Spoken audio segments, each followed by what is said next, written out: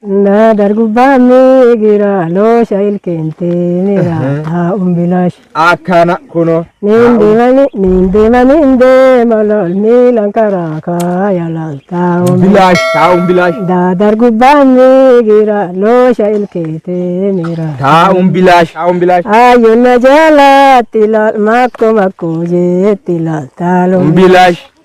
Dadar gubbaa gira loosha ilkeete mira taa umbilash. Umbilash, taa umbilash. Dadar gubbaa gira loosha ilkeete mira taa umbilash. Taa umbilash. Ala akkanaan sin jega hordofte san galaan namni tataa itti fufi malee waa galaati le warkasa. Dole najibi tilal hasida koje tilal taa umbilash. Taa umbilash. Dadar gubbaa gira loosha ilkeete mira taa umbilash. Dindini la gindi gangacha nila taa umbilash. Taa umbilash. Leder tumbehu.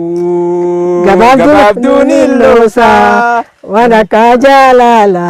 Wana kajalala. Garada mabagoda. Garada madosa. Meru dia bitar cikama nanti. Walle tumbeku.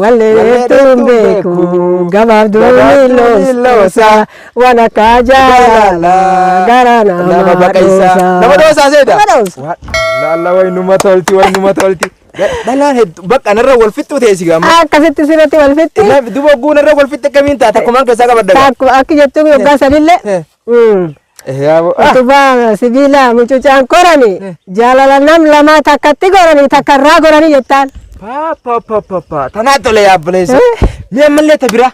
Utubaa sibiila mucucaan korani jaalala nam lama takkatti gorani takkarraa gorani. Irraa gorani. Akkana si jebara. Awon watolti si jebara. Ama deemta natu goru didde biyita tinjirre ya bareeddu tiyya natu tolu didde. Awon watolti akkan maan jangamba. Indana takka jira bee tani nan jaalan. Akka ajaa'ibatti bareeddu dhumbullee qashti qasham hogguu kan laalte qabli qalbii tana dhaha nama gooti laal. Lafeen tunillee akka shakakam nama jedhu. Hogguun isiisan laal isiisan jechuu hogguun bira dhaqamay waan tanaan jaal.